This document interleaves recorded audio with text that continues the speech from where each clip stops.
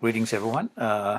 In this short presentation, I'm going to talk about QuineMcCluskey method. In particular, I'm going to focus on the second part of this method. And as you recall, we covered this tabular method of generating all the prime implicants and then finding some minimal expressions uh, during our Wednesday class, also the week before. And this is in part to cover the class that I missed on Monday. So hopefully I'll get this posted after I record this short presentation on YouTube, and you can take a look at it. All right. So again, if you recall, we talked about this method in class, and then we have given an example where I described how to generate all the prime implicants by this method. And then I also did an example this past Wednesday, on how to figure out all the minimal covers. As I said before, I'm going to talk about only the second step. All right, so since we don't really have to get all the prime implicants by the tabular method, we need to get them through the usual Carnot map approach. And here's an example function where the ones are listed and then the zeros are listed, and this particular column gives us two of the four variables as usual, wx, and then the other two are listed across this way. So in the next several slides you're going to see me display all the prime implicants. So we start out with this particular square cell, and you can see that that would actually be w prime, and then on this side it'll be y. So we continue in the same fashion to find the next prime implicant, and then we continue in the same fashion, and that happens to be y, z, as you can read off right from the top row here. And so this way we basically determine all the prime implicants. That happens to be w prime x, and then we have the next one over here, and we have one more right there, and then we have one more which is down here, and then we have one more which happens to be here. So if you take this color coding, you can see these are the prime implicants that correspond to these cells that I've actually circled. In this case, the way that I constructed this function, all of our prime implicants happen to have two variables in them. I've also listed the cell IDs. And again, if you recall from our Wednesday class, I've actually labeled these cells, like in this case 0, 1, 2, 3, 4, 5, 6, 7, etc. And so the numbers that you see inside the parentheses here simply indicate what cell numbers that I've actually collected to generate these prime implicants. So now that we've actually found these prime implicants, and ordinarily we would use the tabular approach that I described in class to find them, but because we've done that in class, I'd like to basically create these that was easier to do, maybe I should say it that way, by way of Carnot maps, just not to spend a lot of time on that. Now the critical phase that I want to talk about here has to do with the second step, that essentially involves to cover all of our minterms, which I've listed on this top row here, versus all the prime implicants that we determined. Just a small error here. Let me just put a parenthesis around this and then get back into the presentation stage. So you can see that I put check marks, and this is, by the way, where these numerical representations really help. It'll be somewhat difficult to figure out from the lateral representation like w prime y as to which of these minterms will get covered. So by writing these numerical codes in here that basically identify the cells that we cover, it's much more trivial, straightforward to basically identify which of these minterms will be covered by which of these prime implicants. So like the check marks over here tell us directly from just inspection of this particular row that we get to cover 2, 3, 6, and 7. And of course that goes back to here, and that's a red particular prime implicant that we have here, and then this is how that was identified. So that would have been, you know, like 2, 3, and then 6 and 7 come down here. That's how these numbers were obtained in the first place. If you feel more comfortable, you can actually label them. Maybe put some small, you know, in some corner of this, you can just write some labels like 0, 1, 3, 2, 4, 5, 7, 6, and then 8, 9, 10, 11, etc. But so now that we know what the cell numbers are, then it becomes trivial to actually enter these check marks. Now, once we enter the check marks, our next step is to figure out if there happens to be any essential prime implicant in this set of prime implicants. And the way we determine that is just we look at each and every column, like here, to see if the check mark that it contains, the column, like in this case, column 2, there's only one check mark in that particular column. And this actually happens to be one such candidate for one of these prime implicants that covers this. In this case, that happens to be this prime implicant. So you can see that W prime Y, or 2, 3, 6, 7 prime implicant, is an essential prime implicant because there's no other, if you look down this way, there's no other prime implicant across, you know, going down this way that gets the cover 2. So that's the step that we use to identify all of the, now as the next step, all of the midterms that particular prime implicant will get to cover. So by the time we mark this, and that's essential, we get to cover midterm 2, midterm 3, midterm 6, and midterm 7. So we don't have to worry about those anymore. And we go in the same fashion and check to see if there's any other column, like here, and then we saw one right down here, and we see that in fact this column 8 has only one check mark, and that gets to be covered by this particular prime implicant. Let me again fix this very quickly. And so now we know that we found a second essential prime implicant, and we actually put a little asterisk over them. And with that, we now know that not only we cover 2, 3, 6, and 7, but by way of putting this essential prime implicant into any minimal expression, we get to cover these 4 minterms as well. So at the top, I indicate by this light blue color which of the minterms have been covered by the 2 essential prime implicants. And we'll actually probe the table in the same fashion for all the rest of the columns. And if we happen to do this, you will see that in fact there's no other minterm that gets to be covered only by one of these. So these 2, the one at the top and the one at the bottom, prime implicants are essential ones, are our essential prime implicants, and then the rest of them are basically ordinary prime implicants. So now that we've found this, our next step is to basically cover the remaining minterms, and they happen to be 4, 5, 11, and 15. So now to cover these with the minimum number of prime implicants, we actually form this next step, or we carry this next step, carry out this next step, in which we simply check all of the prime implicants that get to cover these minterms that we actually have identified.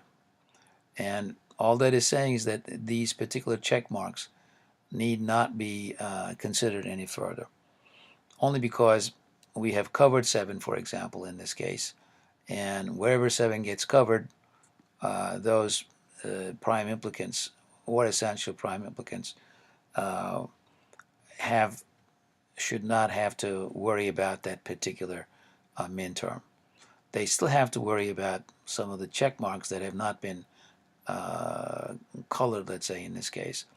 But those that in fact happen to be there with colors that have been colored, we don't have to worry about those. So what that really means is that we get to have a simplified map like this.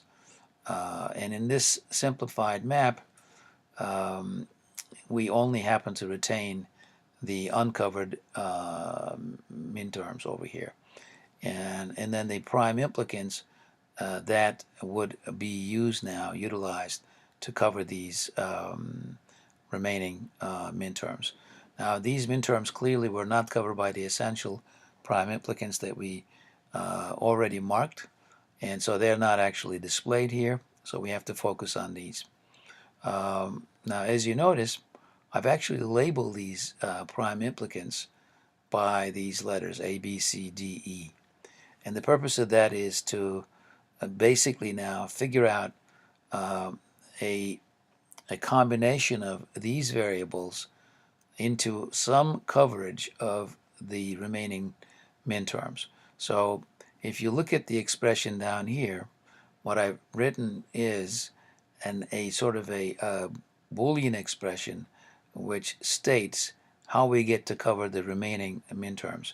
There's more than one way to do this. The way I choose to do it here is basically pick those prime implicants that'll get to cover these minterms in an or and fashion. So what this first statement basically states is here, over here, is that we either have to have A, which is this one, or E to cover 11 and 15. As you can see, both E and A and E cover 11 and 15. So that's like A or E would get to cover that. And once we get to cover 11 and 15 by either one of A or E, we then have to cover 4 and 5. And for that, we actually put B and D, or B or D, I should say. That is to say, we can cover 4 and 5 either by using B or D. So that's what this expression is. Now, we could actually add more of these statements to see if there's any benefit to doing so. Like here, I certainly could have covered 15 and 5 if I actually ended up using C as a potential prime implicant. So we could say that I could take A plus E again to cover 11 and 15, and then to add to that 5 as well with 15. I could put C in there, and then I could add B plus D to essentially cover what remains uncovered, which happens to be 4. So you could see that this particular expression will simplify this, but we can use the distributive law in reverse to simply eliminate that C, and that kind of sort of like tells us that this was a redundant expression, or an expression that's not going to lead us to a minimality, and so we simply get back to the original expression we have, and then we do the multiplication in a Boolean sense to figure out that our solutions would be A and B, A and D, B and E, and D and E. One of these four will be our minimal expression or any one of these four would in fact give us a minimal expression, together with, of course, the essential prime implicants, which we have suppressed over here.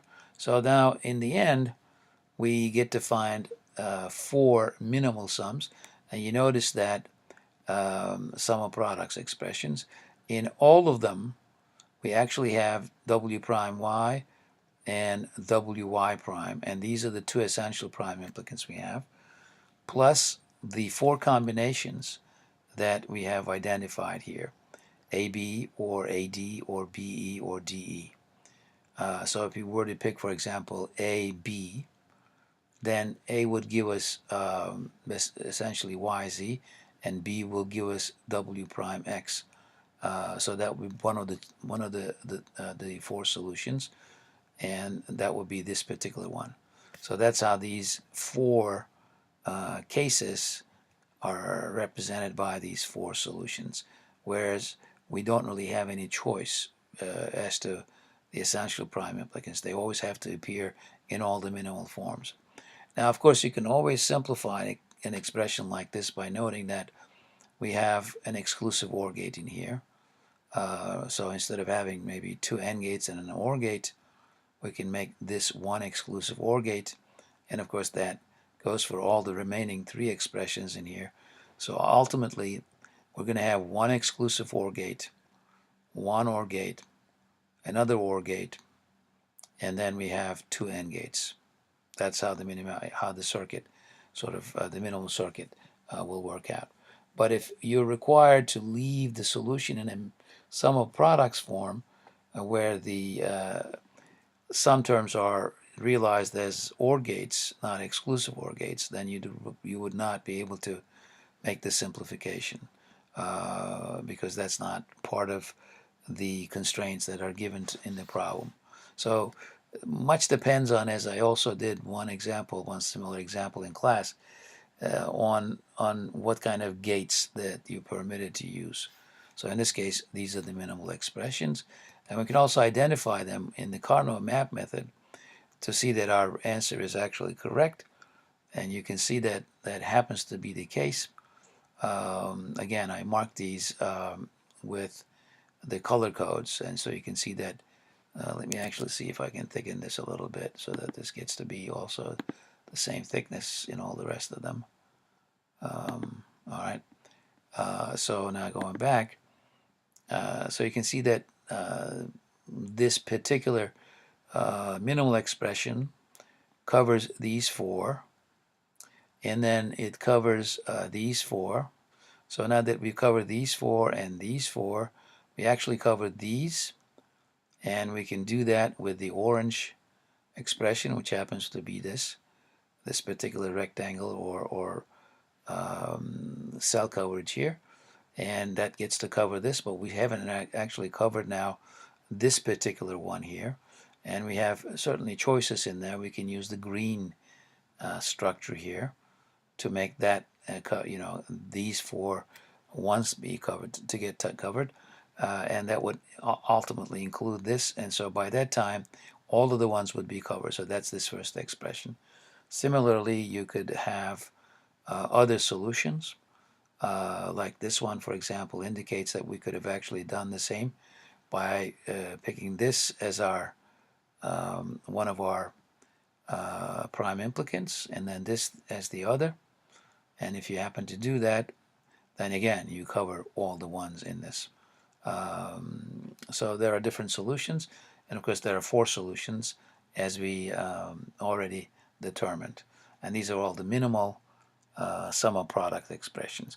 If we were to be asked to work with the zeros, then we would have a different set of constraints, and whether we end up using the map method or not is a different question.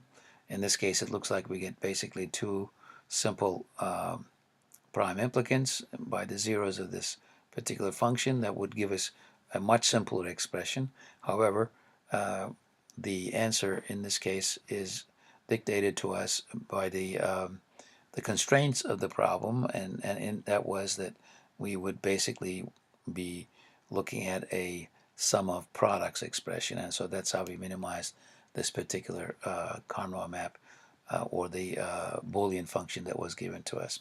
So for more information, you can actually take a look at this site, and they give you one more example you can see in there.